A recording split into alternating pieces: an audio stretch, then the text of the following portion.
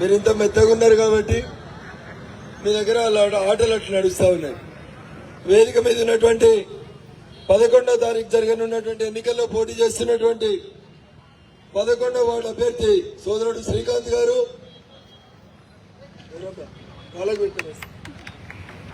12వ ward అభ్యర్థి సాహితీ రామ్ గారు, 10వ వార్డు అభ్యర్థి చంద్రశేఖర్ గారు, కోపనగర్ చంద్రశేఖర్ గారు, 32వ వార్డు అభ్యర్థి మీనాక్షి గారు, 33వ వార్డు అభ్యర్థి సుభాష్ చంద్ర గారు, సుభాష్ యాదవ్ గారు, 31వ వార్డు అభ్యర్థి సోదరి ఈశ్వరి గారు, వేదిక మీద ఉన్నటువంటి సీనియర్ నాయకులు, 36వ వార్డు అభ్యర్థి శ్రీలత గారు, వేదిక మీద ఉన్నటువంటి భారతీయ జనతా పార్టీ సీనియర్ నాయకులు గౌరవనీయులు దేశపాండే గారు, పట్టణ అధ్యక్షులు విజయ్ గారు, వాసు గారు, ఇతర పెద్దలకి, ప్రింట్ ఎలక్ట్రానిక్ మీడియా మిత్రులకి, ఈ 6 వార్డుల నుంచి ఇక్కడికి విచ్చేసినటువంటి ఓటర్ మహాశయులందరికీ కూడా పేరు పేరున నమస్సుమాంజలు తెలియజేస్తా ఉన్నారు.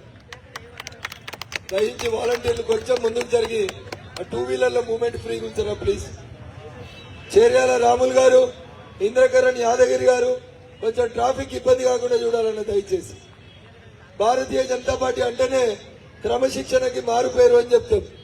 మిగతా రాజకీయ పార్టీలా కాకుండా పనిచేస్తున్నప్పుడు సిద్ధాంతం కోసం, గెలిపించిన తర్వాత ప్రజల కోసం అనుక్షణం పనిచేసేటువంటి పార్టీ కమలం గుర్తు భారతీయ జనతా పార్టీ నాయకులు. ఈ రోజు వేదిక మీద భారతీయ జనతా పార్టీ కౌన్సిలర్లుగా పోటీ చేస్తున్నటువంటి మిత్రులందరూ, సోదరీమణులందరూ కూడా చాలా సంవత్సరాలుగా పార్టీ కోసం, నమ్మిన సిద్ధాంతం కోసం ఎవరెన్ని ప్రలోభాలు పెట్టినా డబ్బులకు అమ్ముడు పోకుండా ఒకటే ఒక జెండా, కాషాయం జెండా కోసం గత కొన్ని దశాబ్దాలుగా పనిచేస్తున్నటువంటి ఈ మిత్రులందరినీ కూడా మీరు ఆశీర్వదించాలని నేను సవినయంగా వేడుకుంటా ఉన్నాను. ఎందుకంటే 10 ఏళ్లు కారు గుర్తోళ్ళు ఎమ్మెల్యేగా ఉన్నారు, మున్సిపల్ చైర్మన్ ఉన్నారు, కాంగ్రెస్ వాళ్ళు మున్సిపల్ చైర్మన్ ఉన్నారు. ఏం మారిందో సంగారెడ్డిలో ఒకసారి ఆలోచించుండ్రి. మీ మాజీ ఎమ్మెల్యే జగ్గారెడ్డి గారు చెప్తారు, రాజశేఖర్ రెడ్డి గారు పైన జేబుల, రోషయ్య గారు కింది జేబుల, కిరణ్ కుమార్ రెడ్డి గారు పక్క జేబులు ఉన్నాడు అని చెప్తాడు. కానీ సంగారెడ్డి అభివృద్ధిలో ఏం జరిగిందనేది ఒకసారి ఆలోచించాలి. ఇట్లా పోయి కొంచెం ముందుకు పోతే బృందావన్ కాలనీ ఉంది.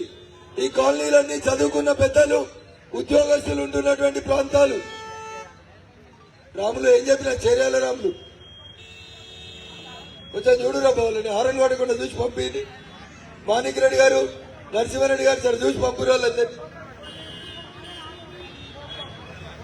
జగ్గారెడ్డి అందరు ముఖ్యమంత్రుల దగ్గర పనిచేసిన అని చెప్తాడు, అందరు నా దగ్గరే ఉన్నారు అని చెప్తారు. కనీసం సంగారెడ్డిలో ఒక స్టేడియం దిక్కులేదు. ఉన్న స్టేడియంలో అన్ని కబ్జాలు తప్ప ఇంకొకటి లేదు. ఒక లైట్ లేదు, ఒక కాంపౌండ్ వాల్ లేదు స్టేడియం కు. పొద్దుగా లేస్తే వాకింగ్ చేద్దామంటే కనీసం వాకింగ్ ట్రాక్ లేదు. ఈ జిల్లాలో ఇక టీఆర్ఎస్ వాళ్ళు ఉన్నారు, ఏమొచ్చినా సిద్దిపేటకే పోతాయి. పాపం మా చింతా ప్రభాకర్ గారు ఎప్పటికీ చింతలనే ఉంటాడు. ఆయన హరీష్ రావు గారు చూస్తుండగానే పైసలన్నీ ఎత్తుకపోతుంటాడు. కోమటి చెరువుకు 1000 కోట్లు పెట్టిరని, జగ్గారెడ్డి సంగారెడ్డి చెరువుకి 400 కోట్లు తెచ్చినా అని పేపర్ ప్రకటనలు అయితే చెప్తాడు. కానీ చెరువులో 400 కోట్లు కనబడుతున్నాయా? చెరువు కట్ట ఎట్లుందో ఒకసారి మా అన్నదమ్ములు చెప్పాలి. ఇక్కడ ఉన్న వాళ్ళు మాటలేమో జగ్గారెడ్డి కోటలు దాటుతాయి తప్ప, అయ్యా జగ్గారెడ్డి నీకు చిత్తశుద్ధి ఉంటే ఈ రేవంత్ రెడ్డి కూడా నీ జేబుల్నే ఉన్నాడు కాబట్టి జర సంగారెడ్డిలో సీసీ రోడ్లు, అండర్ గ్రౌండ్ డ్రైనేజ్ల గురించి ఒక్కసారి ఎప్పుడన్నా ఆలోచించినవా అనేది నేను సూటిగా ఈ వేదిక నుంచి జగ్గారెడ్డి గారిని అడుగుతున్నా. ఎందుకంటే కాంగ్రెస్ అధికారంలో ఉంది, మా కోటెత్తనే మేము మున్సిపాలిటీ మంచిగా చేస్తాము అని చెప్తారు. ఎలక్షన్ల కంటే ముందు రాహుల్ గాంధీని తెచ్చి, రేవంత్ రెడ్డిని తెచ్చి ప్రచారం చేసినప్పుడు ఏం చెప్పారంటే 2000 పింఛన్ చాలతలేదు, 4000 పింఛన్ ఇప్పిద్దాం కాంగ్రెస్ అధికారంలోకి వస్తే అని చెప్పారు. అబ్బాయి ఎవరికైనా 4000 వస్తున్నాయా? వస్తలేవు. ఇక్కడ కూర్చున్న మా వాళ్ళు చెప్పాలి, 4000 పింఛన్ ఎవరికన్నా వస్తుందా? ఒక్కరికన్నా 4000 పింఛన్ వస్తుందా? కానీ జగ్గారెడ్డిని ముచ్చట చెప్పమంటే మస్తు ముచ్చట్లు చెప్తాడు. వెనుకడికి ఊర్లలో టీవీ లేనప్పుడు భాగవతాలు ఆడుదురు, ఆ భాగవతాలు ఆడేటప్పుడు అసలు వేషం వేసిన వాళ్ళు వచ్చే కంటే ముందుగా ఒకడు వస్తాడు, తుపాకి రాముడని వస్తాడు. వచ్చి మొత్తం మహబూబ్ సాగర్ చెరువులో మొత్తం ఇప్పుడే సోనా మసూరి ఓసొచ్చిన 500 క్వింటాల చికెన్ వేసిన నా మీటింగ్ అయిపోగానే మీకు అందరికి చికెన్ బిర్యానీ వస్తుందని చెప్తాడు. అట్లా మీ జగ్గారెడ్డి మాటలకు ప్రచారానికి తప్ప సంగారెడ్డికి రూపాయి పనిచేయలేదైనా ఈ సంగారెడ్డి వెనుకబాటు కారణం ఎవరన్నా ఉంటే 175 పైసలు జగ్గారెడ్డి బాధ్యత వహించాలి, 25 పైసలు చింతా ప్రభాకరే బాధ్యత వహించాల్సి వస్తుంది. ఎందుకంటే చింతా ప్రభాకర్ గారు ఎమ్మెల్యే గెలిచిన తర్వాత ఈ రాష్ట్రంలో చంద్రశేఖర్ రావు గారు ముఖ్యమంత్రిగా ఉన్నారు. సిద్దిపేటకు ఒక అండర్ గ్రౌండ్ డ్రైనేజ్ అయింది. రెండో అండర్ గ్రౌండ్ డ్రైనేజ్ ని కేంద్ర ప్రభుత్వం నరేంద్ర మోడీ గారు మంజూరు చేస్తే పాత మెదక్ జిల్లాలో సిద్దిపేట తర్వాత పెద్ద మున్సిపాలిటీ ఏమన్నా ఉందంటే అది సంగారెడ్డి మున్సిపాలిటీ. కేంద్ర ప్రభుత్వం నిధులు ఇచ్చి అండర్ గ్రౌండ్ డ్రైనేజ్ చేయమని చెప్తే రెండో మున్సిపాలిటీ ఈ ఎమ్మెల్యేలు నోరు మూసుకొని కూర్చుంటారు తప్ప మా సంగారెడ్డికి ఇది కావాలని గట్టిగా కొట్లాడి సంగారెడ్డికి ఒకటి తెచ్చిన వాళ్ళు ఎవరన్నా ఉన్నారేమో ఒకసారి దయచేసి ఆలోచించుండ్రి. కడాలు ఇచ్చేసినాం రాహుల్ గాంధీకి, కనవటానికి లచ్చలు ఇచ్చినామని ముచ్చట చెప్తాడు జగ్గారెడ్డి. ఆ లచ్చలు ఏడికెళ్ళి వచ్చినాయి, ఎవడో జేబులో దొరుకుతున్న టైంకి మా జేబులోకి వెళ్ళి తీసి వీనికి ఇస్తాడు. ఇక మా పైపరలో గల వార్త జగన్న ₹1,00,000 ఇచ్చిండు. అరే ఎందరికి ఎన్ని ముంచిండో చెప్పుర్రి. సంగారెడ్డికి 4 సార్లు గెలిపిస్తే 4 రోడ్లు వేయలేదని చెప్పుర్రి. ఇది రాష్ట్రానికి మా మీడియా మిత్రులకు మని చెప్పదు. సంగారెడ్డికి అండర్ గ్రౌండ్ డ్రైనేజ్ రాలే, కానీ దసరా పండుగ నాడు రాజశేఖర్ రెడ్డి వస్తాడు, రోషయ్య వస్తాడు, కిరణ్ కుమార్ రెడ్డి కూడా వస్తాడు. మనం పండుగ చేసుకోకుండా పోలీసు వాళ్ళు బందోబస్తు చేయాలి. కానీ సంగారెడ్డికి అండర్ గ్రౌండ్ డ్రైనేజ్ రాదు. ఇది మాకు పట్టిలేదు. అక్కడక్కడ అప్పుడప్పుడు బుడుబుక్కలోడు కనబడ్డట్టు కనబడి వానికి 50,000 వీనికి లచ్చిస్తే అప్ప జగన్న దానకర్ణుడు అయిండు, మా జగన్నకు చెప్పులు లేవని చెప్తారు. ప్రధానమంత్రి ఎవరు అడగకుండా రోడ్ల పక్కన వ్యాపారం చేసుకునే గరీబోళ్ళకి సంగారెడ్డిలో దాదాపు 3,500 మందికి ఒక్కొక్కరికి 10,000 రూపాయలు ప్రధానమంత్రి స్వనిధి పథకం కింద వేసుకొని పేదోళ్లను ఆదుకున్నటువంటి పార్టీ ప్రభుత్వం నరేంద్ర మోడీ గారి ప్రభుత్వం. అదే కాంగ్రెస్ వాళ్ళని మంచమంటే ఇక నీకు 10,000 ఇస్తా, ముందుగా నాకు 2,000 ఇవ్వమంటారు కాంగ్రెస్. ఇది చరిత్ర. కానీ ఒక్క బీజేపీ నాయకుడు కూడా ప్రధానమంత్రి స్వనిధి పథకం కింద పేదోళ్లకు నేరుగా పైసలు పోయినాయి తప్ప ఏ ఒక్కరి దగ్గర ₹1 తీసుకోకుండా పనిచేసేటువంటి నాయకులు భారతీయ జనతా పార్టీ నాయకులు. సంగారెడ్డి నియోజకవర్గంలో నేను ఎంపీగా పోటీ చేసినప్పుడు ఎట్లయితే ఎజెండాలు పక్కన పెట్టి నరేంద్ర మోడీ గారిని కమల గుర్తును ఆశీర్వదించి దాదాపు నాకు 70,000 పైసలు కోట్లేసిరు.